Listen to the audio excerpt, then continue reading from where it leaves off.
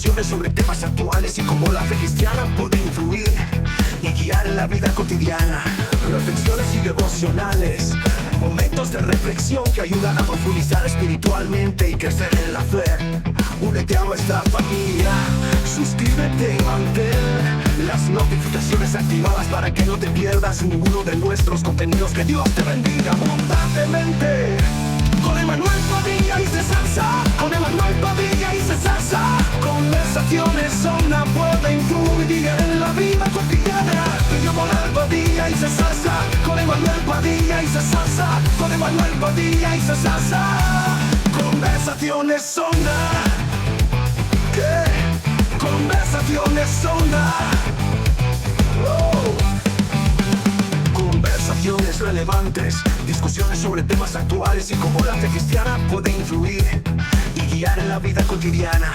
Reflexiones y devocionales, momentos de reflexión que ayudan a profundizar espiritualmente y crecer en la fe. Únete a nuestra familia, suscríbete y mantén las notificaciones activadas para que no te pierdas ninguno de nuestros contenidos. Que Dios te bendiga abundantemente. Con Emanuel Padilla y César Sá, con Emanuel Padilla y César Sá. Conversaciones Zona puede influir en la vida cotidiana. Con Emanuel Padilla y César Sá, con Emanuel Padilla y César Sá, con Emanuel Padilla y César Sá. Conversaciones Zona. ¿Qué? Conversaciones Zona.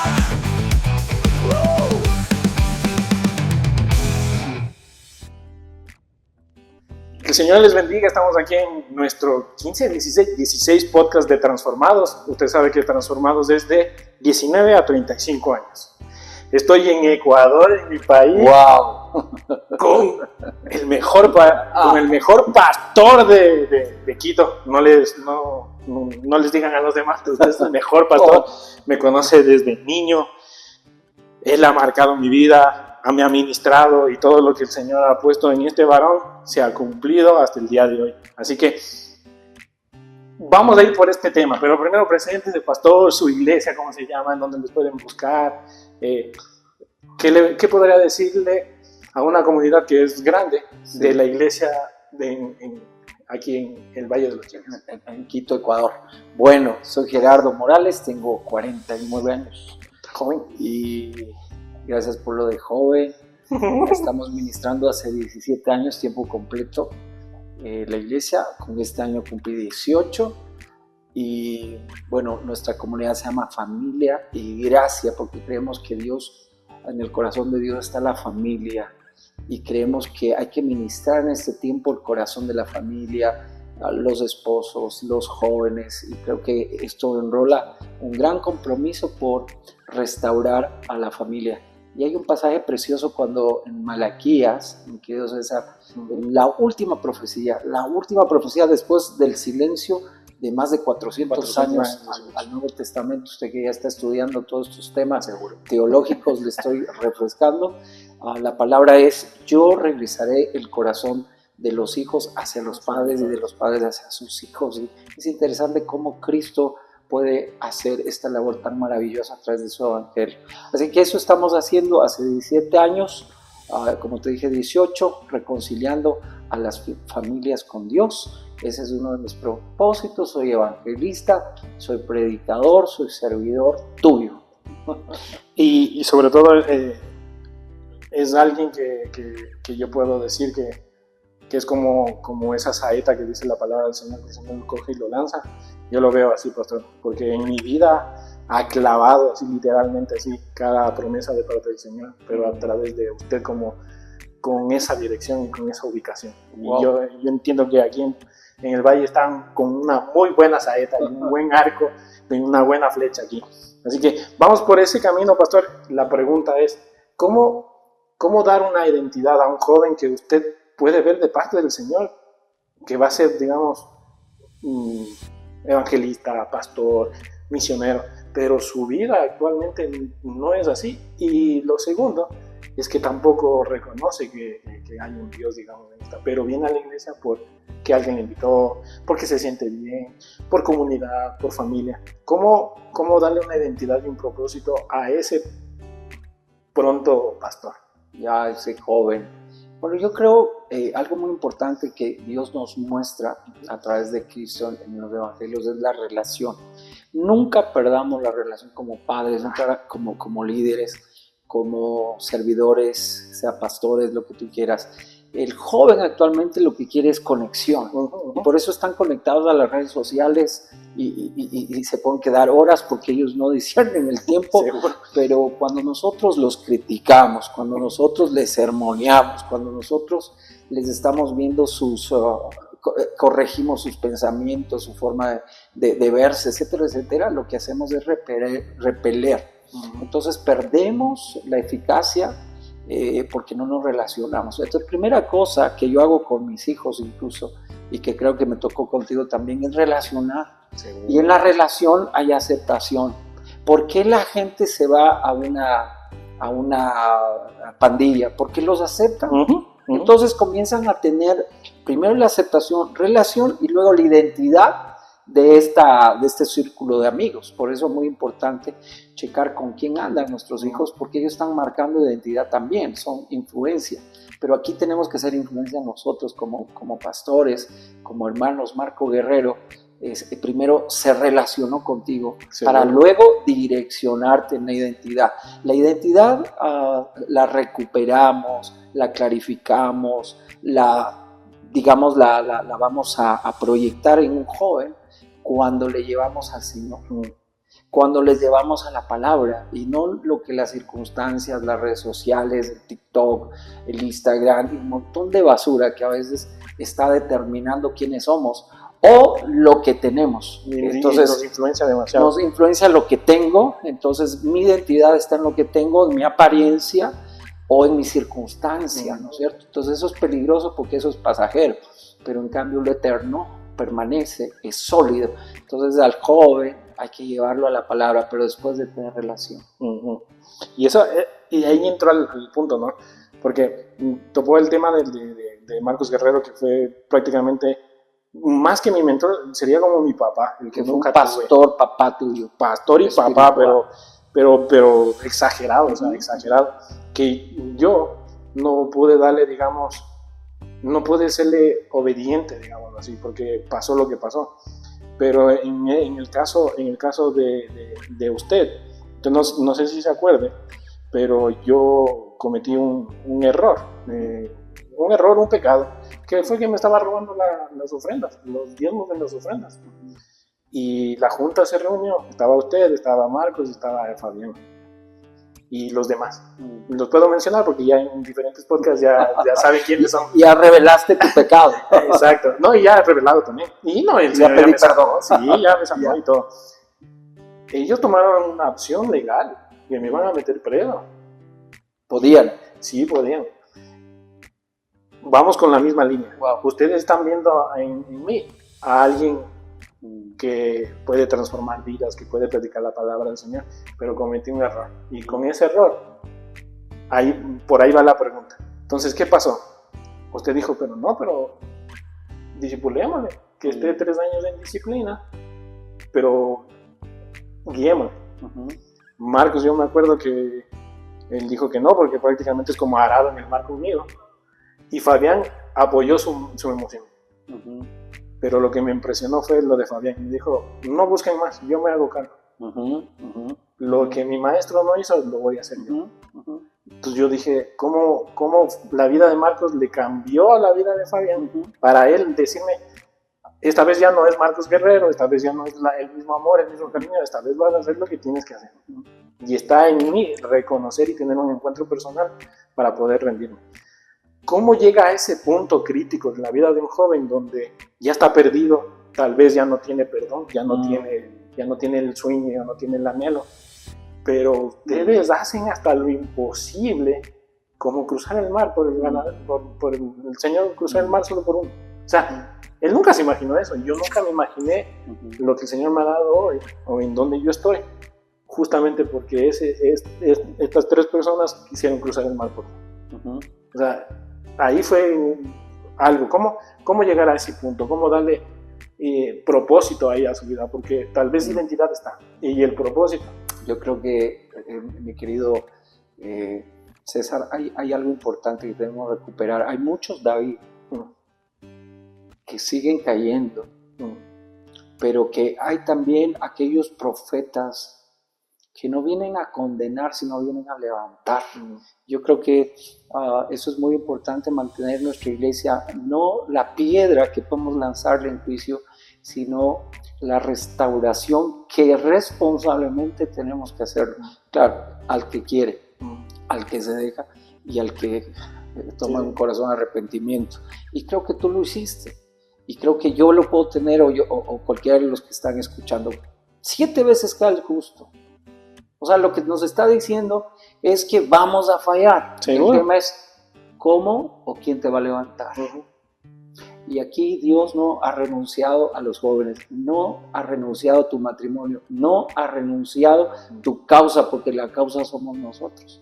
Puede ser que la iglesia te haya renunciado, puede ser que un líder te pudo renunciar, pero quiero decirte parte del Señor César y a tus oyentes, Dios no te renuncia, Él no lanza la toalla. Puede ser que otros lanzaron la toalla porque ya el luchador no sirve, está muy golpeado, pero Dios no lanza la toalla. Y mientras Él no lance la toalla, sigue peleando, sigue de pie, levántate y sigue tu propósito. Es importante y me siento emocionado en el sentido porque ustedes hicieron eso conmigo a pesar de que tal vez yo estaba en un punto que tenía identidad, pero el propósito no lo tenía. Y ahí comenzaron a darme un propósito aún en la mal circunstancia que estaba. Y para ir terminando, la última pregunta es ¿cómo darle un reconocimiento sin que se vuelva ego?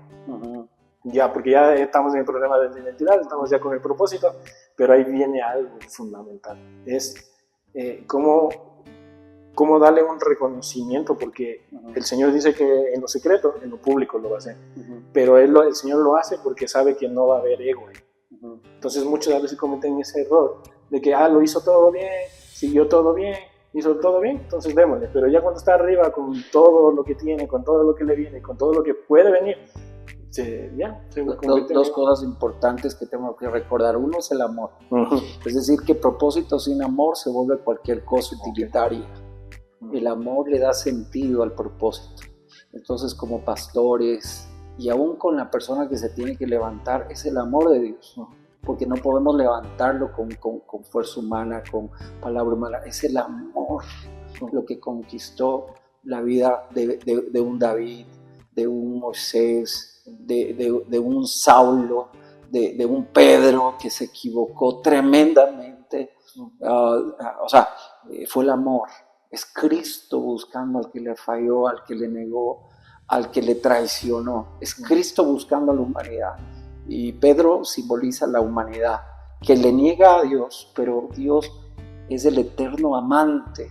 Y es ese amor que en un momento dado nos quebranta para levantarnos, porque dice que de tal manera Dios nos amó, que aún siendo, no dice todavía nos recuperamos, aún siendo pecadores, Cristo murió por nosotros. Esto está en Romanos 5:8, eso me quebranta. Cuando yo encontré ese pasaje, estaba en la miseria, estaba al borde de suicidarme, era un alcohólico, había perdido a mi madre y no tenía ganas de vivir. Ahí puede ser que yo no sentía lo que es comunidad de iglesia. Puede ser que tú estés en una iglesia y hayas caído. Yo no tenía ya para levantarme, no tenía una familia, un hijo. Y aquí viene algo interesante, el amor de Dios llegó justo a tiempo y me levanta. Segundo, ¿cómo puedo yo a una persona guiarle? Yo creo que la humildad, y César, muy importante hablar esto, porque como líderes en humildad levantamos, haya en vosotros este sentir que hubo en Cristo Jesús. Filipenses capítulo 2. ¿Cuál fue la actitud de Cristo? Que aún siendo Él en forma de Dios no se aferró a sí mismo, sino que se hizo en forma, se desvistió de su gloria y se hizo un hombre. Y no solo un hombre, sino un siervo. Qué lindo esta palabra en tiempos donde a veces la fama, a veces las posturas, yo no sé de dónde, de Hollywood, se están metiendo en la iglesia, donde el pastor está lejos, donde el líder ya no se le toca, no. Es la cercanía de ser un siervo que lava los pies de los demás, seguro. Y cuando eso ve el joven o el que se levanta, pues él va a seguir la misma dinámica, porque de gracia recibió, de gracia va a dar. Entonces el modelo también que uno como iglesia está dando a las nuevas generaciones, y si es que él está mirando también egos en los púlpitos, egos en ciertos líderes, o sea, qué interesante el que la respuesta no tanto es en la persona, sino también en el modelo que nosotros estamos enunciando. El modelo tiene que ser Cristo. Tiene que ser el de rodillas lavando los pies. Tiene que ser el que llora con el que llora y el que ríe con el que ríe. Dice la palabra. Por eso me encanta lo que usted dice, porque me hace acuerdo cuando el Señor les dice a sus discípulos, estaba ahí hablando en una multitud y habían niños ahí jugando, tal vez haciendo bulla, tal vez ellos dicen, cállese. Y el Señor dice, ¿qué? O sea, déjenle, porque de tal es el reino. O sea, déjenle que vengan a mí. En otras palabras, les está diciendo, ellos no me molestan, a ustedes les molestan, a mí no me molestan. Entonces debemos reconocer eso, o sea, no porque tú tengas una molestia tienes que echarle la culpa al maestro o a la iglesia. Es tu culpa, porque el maestro y la iglesia no te está echando la culpa, no te está molestando. O sea, eres de bendición, y eso es bastante grande. Por eso me encanta venir con usted. Te quiero contar una historia. Sí, seguro. La necesitamos. En esta puerta de esta comunidad que has tenido, me has dado el privilegio de verte y de charlar y darte un abrazo. Un día viene una persona con mal olor y de mal aspecto, y se le veía que vivía en la calle, y me golpea. Entonces uno, primero, y este man que hace acá, ¿verdad? Y está sucio, y de mal olor que tú no tienes idea. Y me queda viendo y me dice, pastor, yo no vine a pedirte plata, dice. Y claro, yo tampoco le dije, yo tampoco te iba a dar porque no tengo. Seguro. Estamos empezando el ministerio. No hay todavía. Seguro. En ese tiempo, pero me dice, pero quiero reconciliarme con el Señor. Le digo, bueno. Y me dice, Paz, estoy viviendo hace 3 años en la calle. Hay un lugar, un sector de nuestra ciudad que es La Marín, que es un tema de una quebrada, literalmente una quebrada, y gente un poco mala y todo esto. Y él vivía ahí en una quebrada, sucio, sin bañarse, etc. Y el Señor me mostró esta imagen y me dejó ver esta imagen, porque esa es la imagen que todos llegamos a Cristo. No todos llegamos así. Y hay iglesias donde puede ser que este man nos estorba, esta persona me estorba, esta prostituta, este homosexual, este hombre que no da la talla, no se viste como yo. Y hay que tener mucho cuidado, porque Dios mira el corazón de un niño, ¿sí? De un niño que puede estar confundido en su sexualidad, de un matrimonio que viene en adulterio. Llámese como quieras tu necesidad, tu crisis, obviamente espiritual. Entonces oramos, pedimos perdón a Dios y le abracé. Le di un abrazo como de Dios mismo. Sus lágrimas caían porque no le habían abrazado hace mucho tiempo a él. El rechazo. El rechazo. Y luego le dimos palabras, se fue a un lugar donde se rehabilitó, ahora es pastor. Por allá por la costa. Entonces yo creo lo que tú dices, el Señor dice esto, misericordias quiero y no sacrificios. ¿Qué es lo que pasa con la iglesia, los líderes ahora? A veces estamos trabajando las formas, los programas, y está bien en su lugar y en su tiempo, pero cuidado, nos desvían de la acción misericordiosa que como siervos y como representantes del Señor aquí en la tierra necesitamos ejercer, que es la misericordia por el caído, la misericordia por el que sufre, la misericordia por el que está en la crisis, ¿verdad? Por el niño, por el joven, por la familia. Así que yo creo esto, que no nos estorbe el olor del otro, porque era un día nuestro olor. Seguro, nosotros llegamos así. Y es el olor del pecado, es decir, Dios, porque el pecado huele mal. Nosotros llegamos así y hasta peor. Lo que voy a decir es algo que desde que llegué acá, hoy, no las anteriores veces, porque en las anteriores veces usted me ha dado más de lo que usted no se imagina. Pero esta vez, desde que llegué, está ahí en mi garganta. Y lo que usted ha estado pidiendo al Señor, el Señor le va a entregar, pero como Juan. Juan, el amado del Señor, el querido del Señor, pero en sus lechos de muerte en la cárcel le entrega la mayor revelación de la Biblia llamada Apocalipsis. No en un castillo, no fuera, no libre, ahí. Y yo entiendo que ahí el Señor lo que está ahí, el Señor le va a dar. ¿Sabes qué me gusta lo que dices? Porque vamos al capítulo 1 de Apocalipsis, Juan está en una crisis allá en Patmos, como cada uno de nosotros viviendo en Patmos, como todos en la cárcel. Sí, en la cárcel de nuestros temores, de nuestros, qué sé yo, delirios, amarguras, tristezas, pasado, un padre que te abandonó, una relación rota, un divorcio, un nuevo empezar, con todos los temores. Ahí estaba Juan también. Y Juan está orando y está adorando a Dios. Posiblemente está desesperado porque no puede llegar a la iglesia con un mensaje. Y él está mirando de lejos desde esta isla, la parte costera de las iglesias, ¿no? Y de repente escucha detrás de él una voz. Y creo que en medio de las crisis la mayor revelación es Cristo mismo, ¿no es cierto?, del que predicamos, y se le revela de una manera tan gloriosa que tú ves ahí el rostro de sol, toda esa revelación que no la encontró y no la podía haber encontrado posiblemente en Jerusalén, posiblemente en Palestina, en Samaria o en algún lugar de estos, o en la misma Roma, sino que la revelación de Cristo se la hizo en un lugar de dolor, de dificultad. Exacto. Entonces, cuando tú me hablas de esto, es tener una nueva revelación de su amor. Esa fue la oración de Pablo. Mi oración, dijo él, para la iglesia de Efesios, capítulo 3, que ustedes van a conocer el amor de Dios, cuál es su anchura, su profundidad.